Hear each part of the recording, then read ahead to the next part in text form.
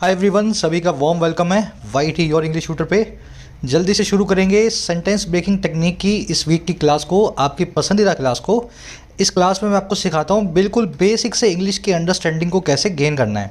Sentences आपके सामने होते हैं लेकिन आपको पता नहीं लगता है वर्ड्स आगे पीछे क्यों हैं, कहाँ पे कौन सा ग्रामर रूल क्यों लगाया गया है। इस क्लास में मैं कुछ सेंटेंसेस लूँगा द हिंदू के, आपके सामने सभी सेंटेंसेस को ब्रेक करूंगा, हर वर्ड की जगह और उसका काम आपको बताऊंगा ताकि आप समझ पाएँ ग्रामर को कैसे अप्लाई किया जाता है। शुरू करें बिना देरी के। अपनी ऐप को डाउनलोड कर लेना अगर अभी तक आपने नहीं किया है तो। YT your English tutor app के ऊपर इंग्लिश सेक्शन किसी भी एग्ज़ाम का आप कवर कर सकते हैं बड़ी आसानी से। ऐप का लिंक कमेंट सेक्शन में रखा हुआ है। आपको 3 कोर्सेज मिलेंगे ऐप पे, राइटिंग का कोर्स मिलेगा, बैंकिंग का कोर्स मिलेगा और साथ में एसएससी का। राइटिंग कोर्स के अंदर आपको लिखना सिखाया गया है बिल्कुल बेसिक से, किसी भी एग्जाम के लिए एसे, समरी, रिपोर्ट, प्रेसी, है ना, ये सारा काम आप कर सकते हो बहुत आसानी से 60 to 80 आवर्स के अंदर। तो थ्योरी प्लस प्रैक्टिकल दोनों का मिक्सचर है राइटिंग के कोर्स में। एसएससी कोर्स में और बैंकिंग कोर्स में सारा सिलेबस कवर्ड है दोनों एग्जाम्स का। बैंकिंग के अंदर प्रीलिम्स मेंस क्लरिकल पीओ और एसएससी के अंदर all SSC exams prelims and mains. कोई भी क्वेरी हो कोर्सेज से रिलेटेड, ये नंबर है टीम का, आप इस पर बात कर सकते हैं व्हाट्सअप करके। कोर्सेज को लास्ट के 15-20 दिनों में मत लिया करो, पहले जब टाइम होता है ना तभी कोर्स लेने का फ़ायदा लेना चाहिए। चलिए, लास्ट जो क्लास थी उसमें इस सेंटेंस को मैंने आपको दिया था एज क्विज़। अब इसी सेंटेंस से अपनी क्लास की शुरुआत करेंगे। सबसे पहले क्या करना है जी, सेंटेंस को प्यार से शांति से पढ़ना है। कह रहे legislations that legitimise this non inclusive approach to education and a policy that may deprive Muslim women of an opportunity is not in the country's interest। कह रहे वो लेजिस्लेशंस का मतलब है लॉज, कानून। कह रहे वो कानून जो लेजिटिमाइज करते हैं, वैधानिक बनाते हैं, सही बनाते हैं, कानूनी तौर पे सही बनाते हैं। और किसको?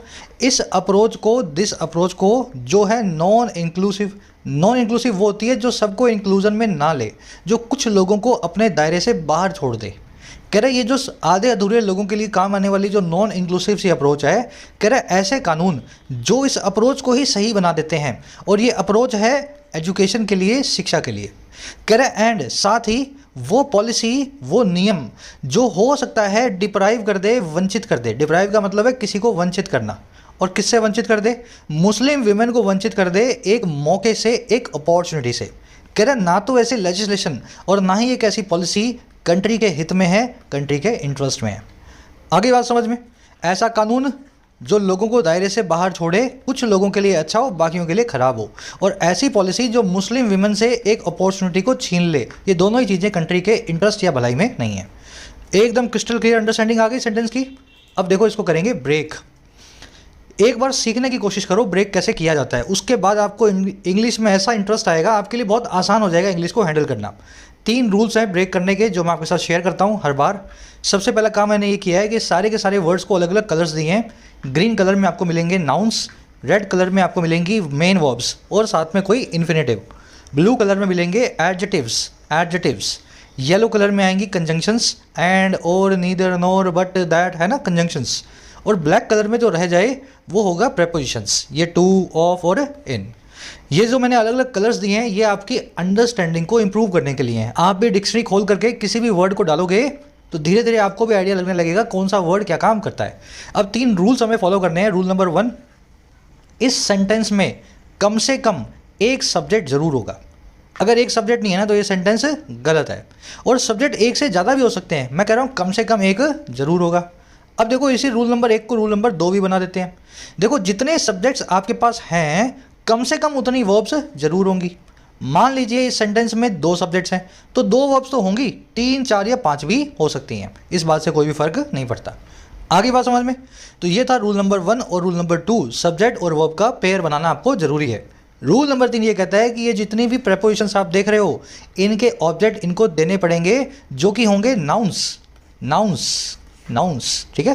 प्रेपोजिशन प्लस में उसका नाउन से एक ऑब्जेक्ट बनेगा। बस अब इस फॉर्मूला को हमें लगाना है और आगे बढ़ना है। लेजिस्लेशंस क्या है जी? कॉमन नाउन है। कैसे पता लगा? इसके पीछे ऐसा है जो सिंगुलर से प्लूरल बन जाए बड़ा आसानी से वो पता लग जाता है कि वो नाउन है। जैसे बॉय, लड़का, बॉयज़ मतलब लड़के, तो बॉय एक नाउन है क्योंकि सिंगुलर प्लूरल तो नाउन ही बनाते हैं। तो जब इसके आगे एस लग गया है ना तो पता लग गया कि एक नाउन है। और एडजेक्टिव ये वैसे भी नहीं है ना, वर्ब भी नहीं दिख रहा आपको। ये सेंटेंस का वो पहला नाउन जो किसी वर्ब से या किसी प्रेपोजिशन से ना जुड़ा हो वही तो आपका सब्जेक्ट होता है। तो ये बन गया आपका सब्जेक्ट। और आगे बढ़ो। अब देखो इसके बाद में आ रहा है दैट नाम का एक प्रोनाउन। नाउन के साथ में प्रोनाउन का कोई भी कनेक्शन नहीं होता इंग्लिश में। एक नाउन के साथ में दूसरा प्रोनाउन कभी भी नहीं आता। अगर दूसरा प्रोनाउन आ रहा है ना तो इसका मतलब पता है क्या है? वो है एक रिलेटिव प्रोनाउन। क्या है जी? Relative pronoun. और वो क्या करेगा? वो जो पहले आने वाला नाउन है ना उसके लिए एक पूरा क्लोज लेकर के आएगा। क्लोज का मतलब है सब्जेक्ट वर्ब का पेयर। तो ये जो आप देख रहे हो ना, दैट से, ये legitimise, this approach, this education, ये जो पूरा एंड से पहले का है ये बन जाएगा रिलेटिव क्लोज या एडजेक्टिवल क्लोज। और ये पूरा क्लोज बता रहा है लेजिस्लेशन के बारे में। कह रहे कानून, और कौन से वाले? जो लेजिटिमाइज करते हैं। आगे बात समझ में? ये दैट लेजिटिमाइज इस लेजिस्लेशन के बारे में बता रहा है। तो ये है जी आपका सब्जेक्ट नंबर 2।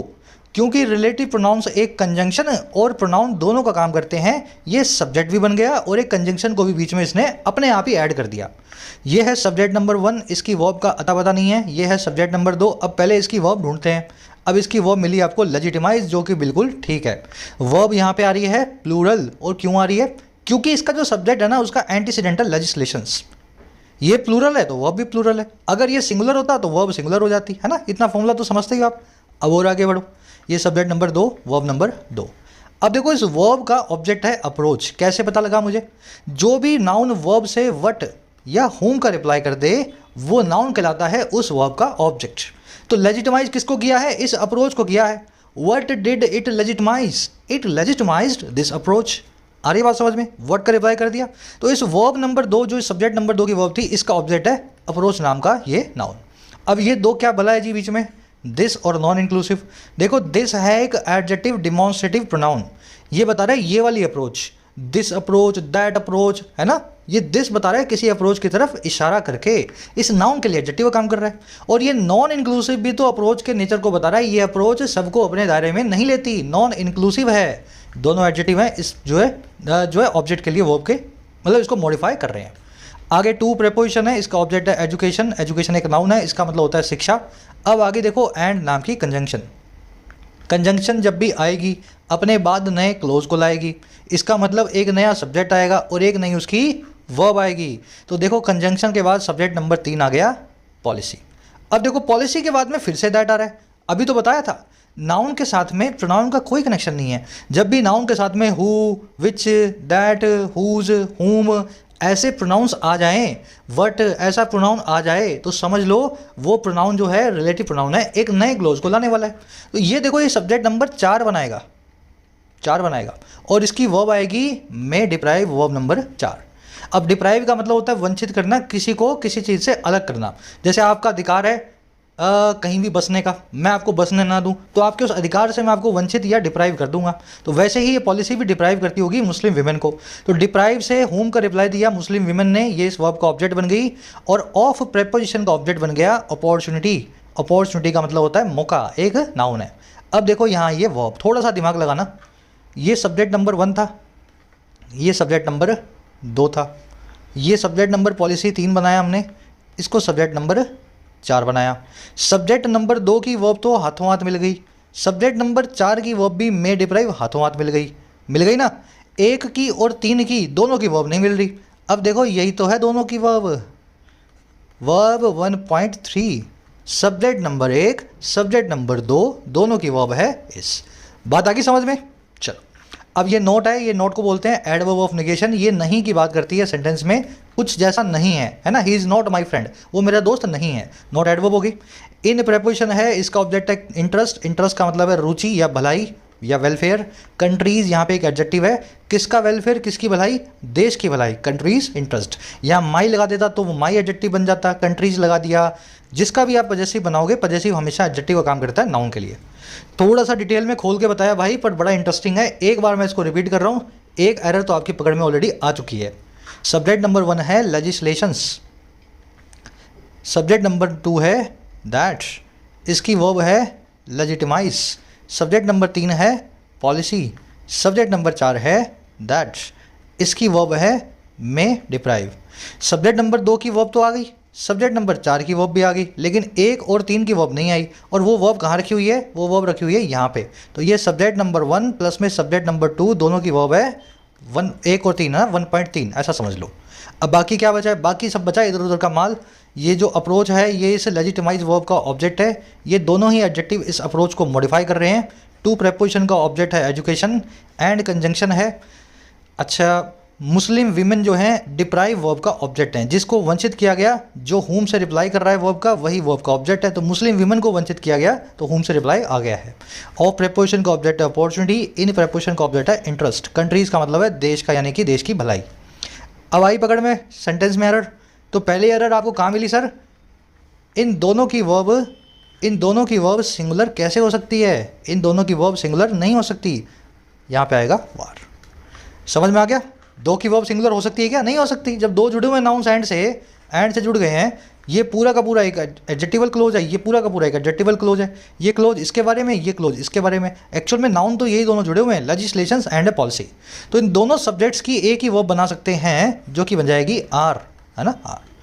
अब आ जाओ एरर नंबर 2 पे। थोड़ी सी एडवांस्ड है, साइड में लेके चलता हूँ, है ना। बहुत सारे ऐसे नाउन्स हैं इंग्लिश में, ये वाले ऐसे और भी हैं, पर ये वो 15 या 10 नाउन्स हैं जो बार बार एग्जाम्स में रिपीट होते हैं। तो मैं आपको लिख के बता देता हूँ।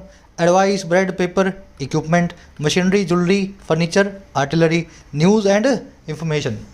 इन सारे नाउन्स की आपको देख कर लगेगा कि ये काउंटेबल होंगे, लेकिन एक्चुअल में ये सभी नाउन्स अनकाउंटेबल है, इनको काउंट नहीं किया जा सकता। आ रही बात समझ में? इनमें लेजिस्लेशन भी जोड़ लेना, जो मैं लिखना भूल चुका हूँ, ठीक है, लेजिस्लेशन को भी जोड़ लेना। देखो, मशीनरी का मतलब होता है सारी मशीनरी का ग्रुप। इक्विपमेंट का मतलब होता है सभी उपकरण। पेपर का मतलब होता है एक मटेरियल, कागज़। वो तो आप पेपर से जो है पेपर शीट बनाते हो, आप उसको काउंट करते हो। जैसे 1 कागज़ है, 2 कागज़ है, तो आप कागज़ की शीट काउंट कर रहे हो। पेपर को तो काउंट किया नहीं जा सकता। पेपर तो बिल्कुल ऐसा है जैसे शुगर है, जैसे मिल्क है, जिनको काउंट करना ईजी नहीं होता, काउंट नहीं कर सकते आप। शुगर को काउंट कर सकते हो? नहीं, शुगर को आपको तोलना पड़ेगा 1 kg। मिल्क को काउंट करने के लिए आपको इसको तोलना पड़ेगा या नापना पड़ेगा 1 लीटर या 5 लीटर, जो भी लीटर बनाना है। वैसे ही पेपर को भी केजी में आपको जो है तोलना पड़ेगा। तो जिस भी चीज़ को अलग से तोल करके अलग से यूनिट देनी पड़े, जिसको किलो, लीटर या जूल में मापना पड़े, वो चीज़ अपने आप ही अनकाउंटेबल होती है। अगर वो चीज़ काउंटेबल होती तो फिर किलो में तोलने की ज़रूरत नहीं थी। फिर आप यूँ बोल देते कि ये 2 शुगर है, ये 5 शुगर है, ये 1 दूध है, ये 3 दूध है, ऐसा नहीं होता ना। तो अनकाउंटेबल होने की निशानी यही है कि किसी चीज़ को आपको अलग से यूनिट देनी पड़ी काउंट करने की। तो ये सारे नाउन्स जो है ना, इनको कभी भी काउंट नहीं किया जा सकता। तो इसका फॉर्मूला क्या निकला? फॉर्मूला ये निकला, इनके आगे एक तो एस नहीं आएगा, ये कभी प्लूरल नहीं बनेंगे। कभी सुना है आपने मिल्क्स सुना है? नहीं होता ना। तो इनके आगे कभी एस नहीं आएगा। और दूसरा, अगर इनको काउंट करना पड़े तो इनके आगे यूज़ कर दो पीसीज ऑफ। मैं आपको करके दिखाता हूँ। The police relied on 3 critical informations to nab the criminals. Police ने रिलाई ऑन किया, पुलिस ने डिपेंड अपॉन किया, पुलिस ने सहारा लिया। और किसका? 3 बहुत ही क्रिटिकल सूचनाओं का, इंफॉर्मेशंस का नैब करने के लिए, पकड़ने के लिए। नैब करना मतलब पकड़ना, इन अपराधियों, क्रिमिनल्स को। अब मुझे बताओ, इन्फॉर्मेशंस को काउंट किया जा सकता है क्या? सर नहीं किया जा सकता। इन्फॉर्मेशन तो एक अनकाउंटेबल नाउन है, तो इसके आगे का एस निकाल दो।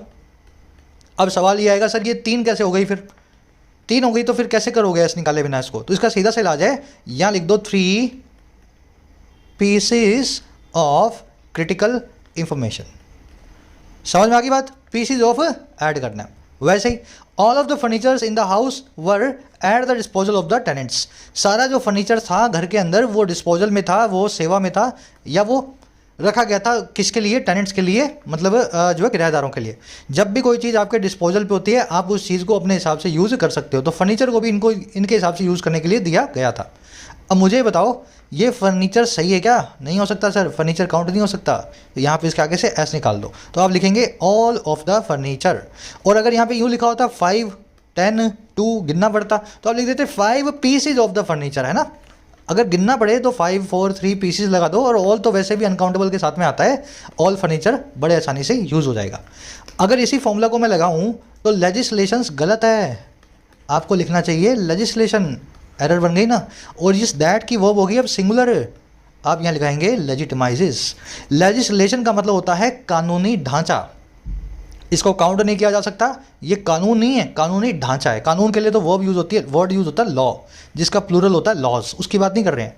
लेजिस्लेशन मतलब कानूनी ढांचा। इट इज़ नॉट काउंटेबल, इसकी वर्ब भी सिंगुलर होगी, इसलिए यहाँ लिखूंगा लेजिटिमाइजेस। तो 2 एरर्स आपको यहाँ पे मिल गई। अब एक एरर और बची है लास्ट में, पकड़ में आ रही है तो देखो, नहीं तो मैं तो करवा ही दूंगा। आ जाओ अलग से। देखो फॉर्मूला ये है कि 3 वर्ड्स हैं इंग्लिश में किसी से किसी चीज़ को छीनने के। पहला वर्ड है डिप्राइव, ये एक वर्ब होती है। दूसरा वर्ड है स्ट्रिप, ये भी एक वर्ब होती है। तीसरा वर्ड है डिवॉइड, ये एक एडजेक्टिव होता है। अगर मैं आपसे कुछ छीन लूँ तो मैं आपको उससे डिप्राइव भी कर दूंगा, उससे स्ट्रिप भी कर दूंगा, और जब आपसे वो छिन जाएगी तो आप उस चीज़ से डिवॉइड हो जाएंगे। आगे बात समझ में? मैंने आपसे आपके अधिकार छीन लिए ना, तो I deprived you of your rights या I stripped you of your rights. और जब आपके अधिकार आपसे छिन गए तो you have been devoid of your rights या you are devoid of your rights.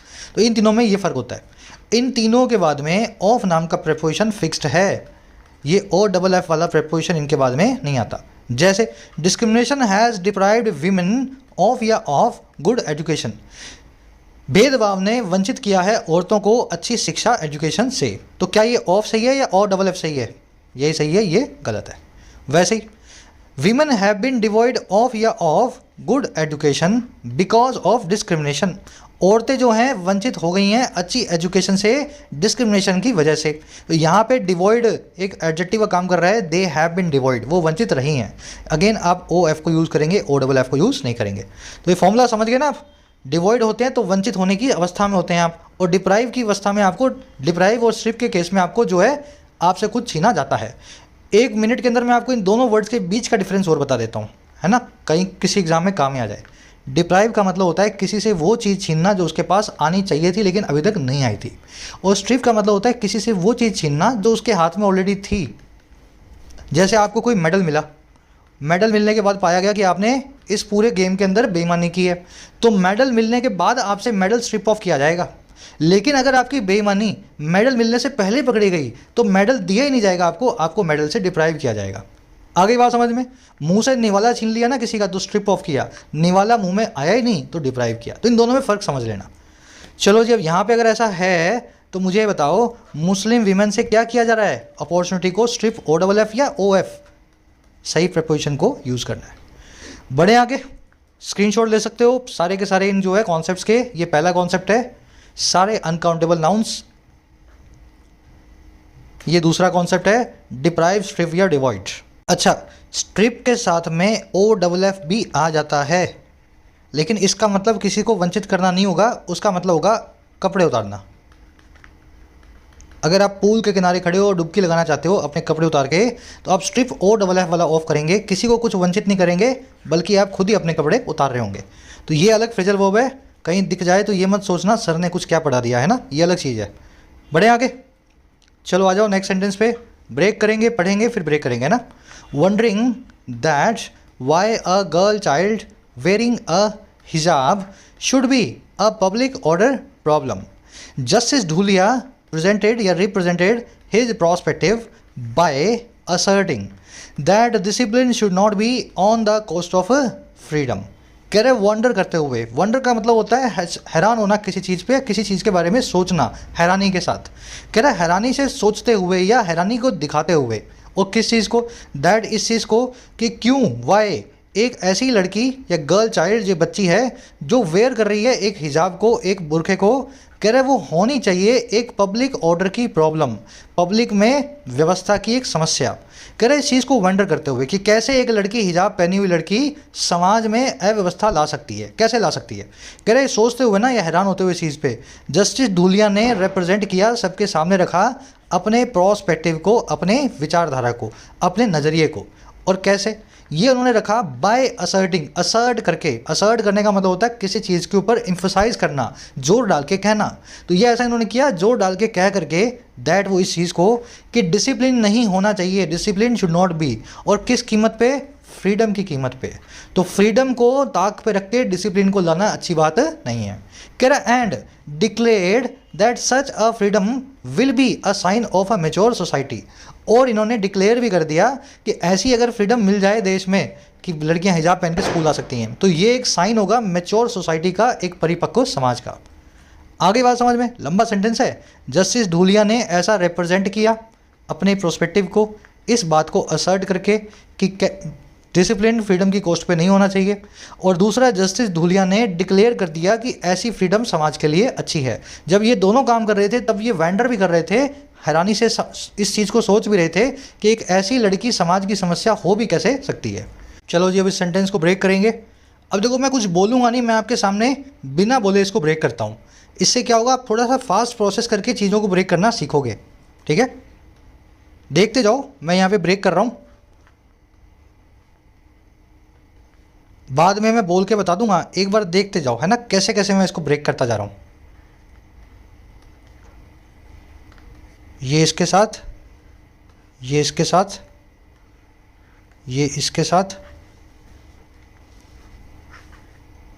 इसको बनाएंगे PPSA, इसको बनाएंगे कंजंक्शन, इसको बनाएंगे सब्जेक्ट नंबर 2, ये बनेगा एडजेक्टिव, ये इस एडजेक्टिव का ऑब्जेक्ट बनेगा, शुड भी बनेगी वर्ब, इस गर्ल चाइल्ड नाम के सब्जेक्ट की verb number 2, public order problem बनेगा सब्जेक्ट कॉम्प्लीमेंट, रिप्रेजेंट वर्ब का ऑब्जेक्ट होगा प्रोस्पेक्टिव, हिज एक एडजेक्टिव होगा इसके लिए, ये इससे मिल गया, दैट अगेन एक कंजंक्शन है, डिसिप्लिन बन गया सब्जेक्ट नंबर 3, वर्ब बन गई इसकी शुड नॉट बी, एंड है एक अनदर कंजंक्शन, इसके बाद में दैट एक और कंजंक्शन मिली, इसके बाद में subject number 4, verb number 4, subject complement, society, mature इसको ऑब्जेक्ट जो करें मॉडिफाई। ये जो डायग्राम सा मैंने बनाया ना, ये बहुत आसान है, आप भी बना सकते हो, बस मैंने बोला नहीं है आपको। अब इसमें हुआ क्या है, जस्टिस धूलिया बने आपके सब्जेक्ट नंबर 1। धूलिया की 2 वर्ब्स हैं, पहली वर्ब है रिप्रेजेंटेड, दूसरी वर्ब है डिक्लेयर्ड। धूलिया ने रिप्रेजेंट किया, धूलिया ने डिक्लेयर्ड किया। अब देखो, जब ये दोनों काम कर रहे थे तब धूलिया वॉन्डर भी कर रहे थे, इस बारे में हैरान भी हो रहे थे, तो वॉन्डरिंग बन गया धूलिया साहब का participle, present participle simultaneous action. अब बाकी चीज़ें क्या है, यहाँ पे दैट कंजंक्शन है, इसके बाद में सब्जेक्ट आया हुआ है, तो Dhulia subject 1, girl child subject 2। Subject 2 के लिए पार्टिसिपल आया वेयरिंग, वो वाली लड़की जो पहने हुई थी, क्या पहने हुई थी, एक हिजाब को, तो वेयरिंग पार्टिसिपल का ऑब्जेक्ट बन गया हिजाब नाम का नाउन, क्योंकि इसने वट का रिप्लाई कर दिया इस पार्टिसिपल के सामने। इस गर्ल चाइल्ड नाम के सब्जेक्ट नंबर 2 की वर्ब बन गई शुड बी, वर्ब नंबर 2। ये पब्लिक ऑर्डर प्रॉब्लम बन गया सब्जेक्ट कॉम्प्लीमेंट, क्योंकि यहाँ पे बी फैमिली की वर्ब मेन वर्ब बन के आ रही है। इसमें ज़्यादा अंदर नहीं जाएंगे, जिन लोगों को पता है वो ऑलरेडी जानते हैं सब्जेक्ट कॉम्प्लीमेंट क्या होता है। अगर आपको नहीं भी पता तो भी कोई बड़ी बात नहीं है। गर्ल चाइल्ड ये इसकी वर्ब और ये सब्जेक्ट कॉम्प्लीमेंट, या इसका ऑब्जेक्ट मान लो वर्ब का। धूलिया की वर्ब रिप्रेजेंटेड, इसका ऑब्जेक्ट है प्रोस्पेक्टिव। धूलिया ने क्या रिप्रेजेंट किया, अपने प्रोस्पेक्टिव, अपने नजरिए को। हिज एक एडजेक्टिव है, इस प्रोस्पेक्टिव के बारे में बता रहा है। बाय प्रेपोजिशन है, इसका ऑब्जेक्ट है असर्टिंग नाम का जीरेंट। दैट कंजंक्शन आई, इसके बाद डिसिप्लिन नाम का सब्जेक्ट नंबर 3 आया। कंजंक्शन तो नया सब्जेक्ट। इस सब्जेक्ट की वर्ब है शुड नॉट बी, नॉट यहाँ पे एडवर्ब है, शुड बी यहाँ पे मेन वर्ब और हेल्पिंग वर्ब है। ऑन प्रेपोजिशन है, ऑब्जेक्ट है कोस्ट। ऑफ प्रेपोजिशन है, ऑब्जेक्ट है फ्रीडम। एंड कंजंक्शन है, नया क्लोज आना चाहिए, लेकिन यहाँ पे एंड के बाद आ रही है वर्ब। तो कहने का मतलब है एक पहले वर्ब आई थी, उस वर्ब को इस एंड ने दूसरी वर्ब से मिलाया है। तो पहले जो वर्ब आई थी वो आई थी रिप्रेजेंटेड, अब आई है डिक्लेयर्ड। देख रहे हो, पास्ट में एक वर्ब चल रही है V2 में, यहाँ भी एक वर्ब आ गई V2 में, इसलिए धूलिया की 2 वर्ब्स हैं, रिप्रेजेंटेड और डिक्लेयर्ड, दोनों जुड़ी हुई है एंड से। दैट कंजंक्शन है, इसके बाद में नाउन आ रहा है, तो यहाँ पे नया सब्जेक्ट आ गया, सब्जेक्ट नंबर 4। सच एक एडजेक्टिव है, इसको मॉडिफाई करेगा। विल भी इस नाउन की वर्ब है, चौथे वाले सब्जेक्ट की। साइन यहाँ पे सब्जेक्ट कॉम्प्लीमेंट है, क्योंकि मेन वर्ब बी आ रही है, इसलिए इसको ऑब्जेक्ट नहीं बोलेंगे। ऑफ प्रेपोजिशन का ऑब्जेक्ट है सोसाइटी। मैच्योर एक एडजेक्टिव है, एक परिपक्व सोसाइटी की बात कर रहा है, इस सोसाइटी को मॉडिफाई कर रहा है। तो इस तरीके से भी आप जो है सेंटेंस को ब्रेक कर सकते हो, जल्दी जल्दी से, फास्ट। शुरू में गलतियाँ होंगी, लेकिन ध्यान रखो ना, अगर आप कहीं भी गलती करोगे तो पूरा आपका बिगड़ जाएगा।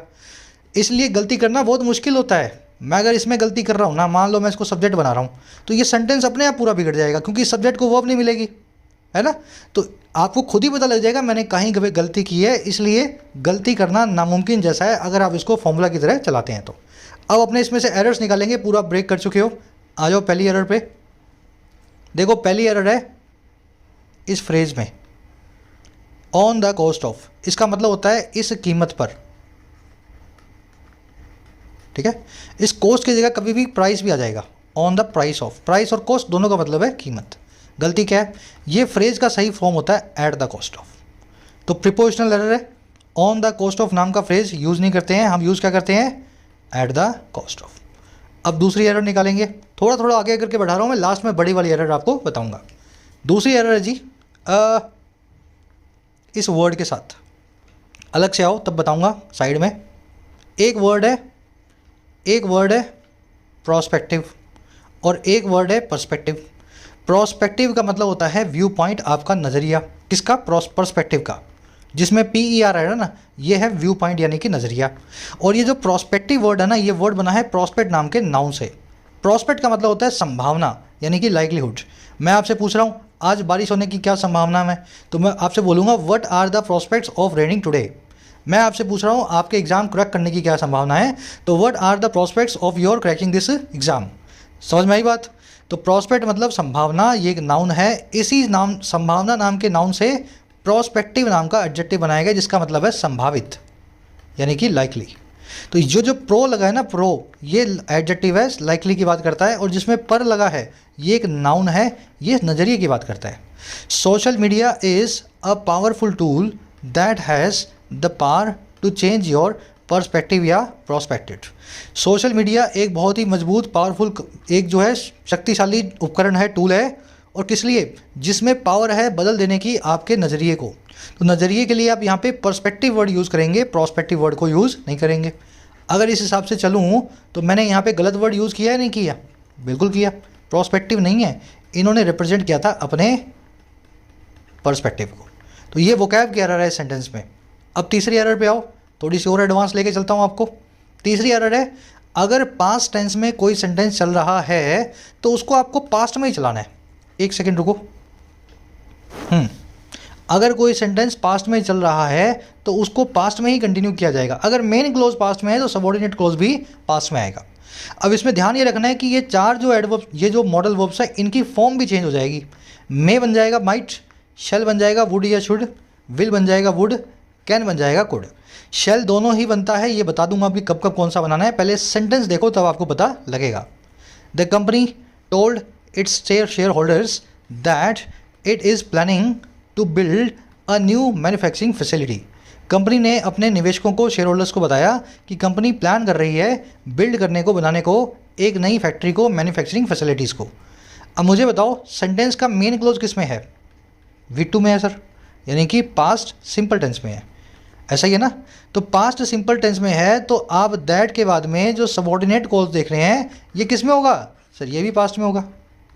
तो क्या करेंगे, ये जो इज़ प्लानिंग है जिसको आपने प्रेजेंट कंटिन्यूस बनाया है, इसको बना दो पास्ट कंटिन्यूस। और कैसे बनाओगे? इज़ की जगह पे यहाँ लिख दोगे आर, सॉरी वॉज।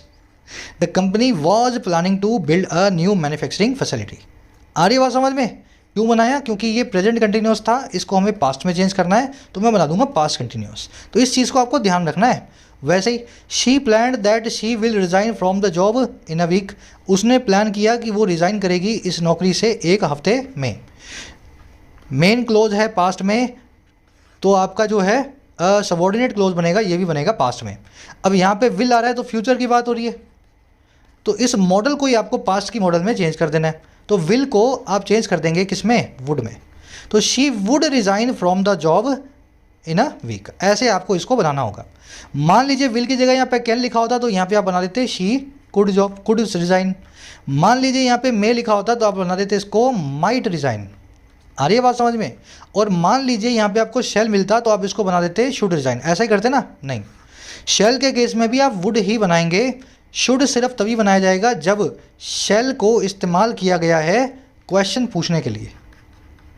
जैसे आप किसी से पूछते हैं shall I go, shall I गो।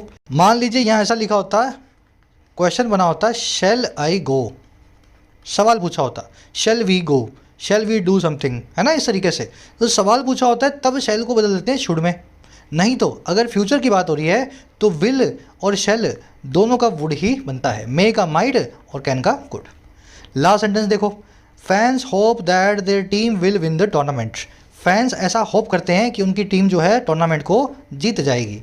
क्या करेंगे? दैट के बाद में विल को बना देंगे वुड। ऐसा ही करेंगे ना? देखो ध्यान करना है, अकल का अंधा नहीं होना है। रूल पता लग गया तो हर जगह नहीं चिपका देना उसको।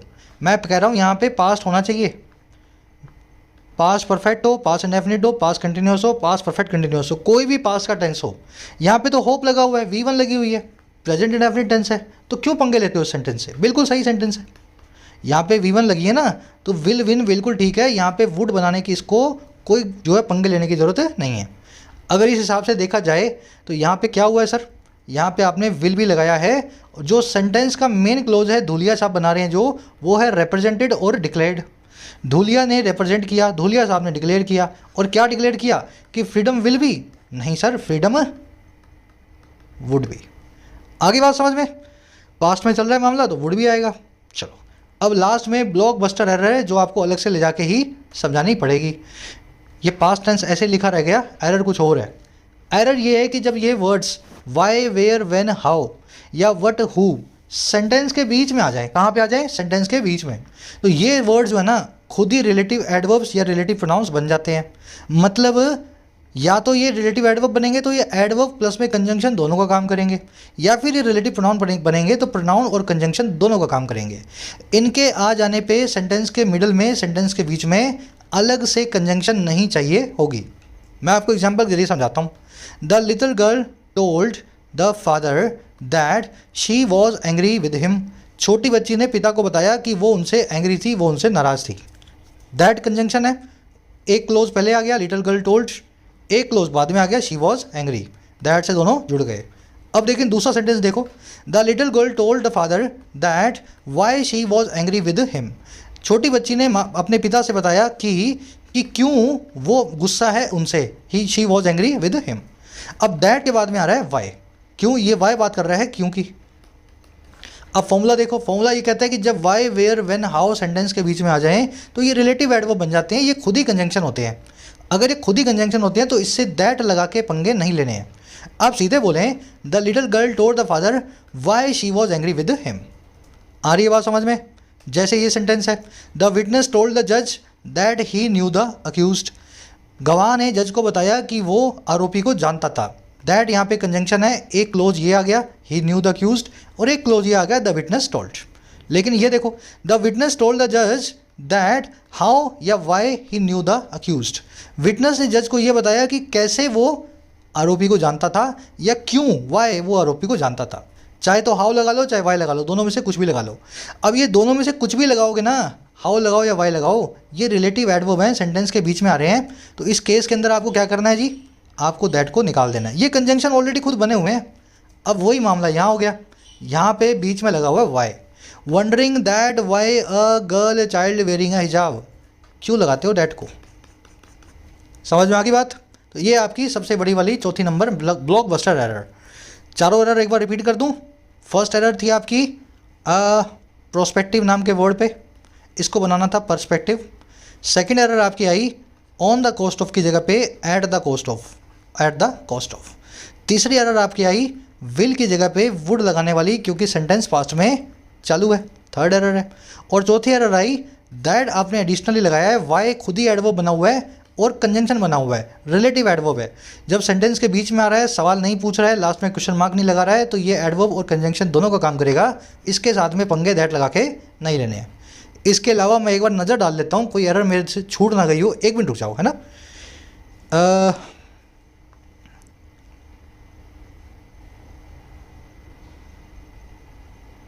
मुझे तो नहीं लग रही है ना, कोई रह गई हो तो आप बता देना, है ना। और इसमें कोई भी एरर नहीं है। चलिए यही रेफअप करेंगे आज के सेशन को। अब जल्दी से आ जाओ, एक क्विज़ का क्वेश्चन आपको मैं दे रहा हूँ।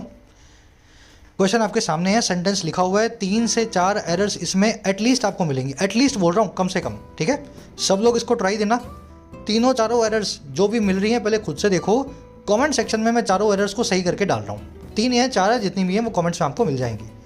पहले खुद से देखो, ब्रेक करो, फिर मेरी वाली एरर से अपनी एरर्स को मिलाओ। आउट ऑफ 3 या 4 आपको कितने मार्क्स मिले कमेंट्स में ज़रूर से बताना।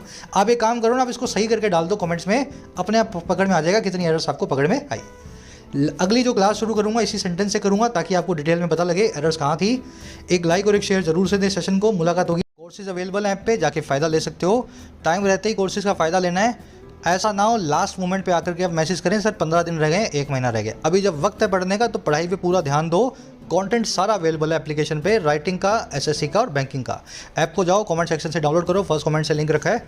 कोई भी क्वेरी हो, ये नंबर है व्हाट्सएप का, टीम से आप मैसेज करके बात कर सकते हैं व्हाट्सएप पे।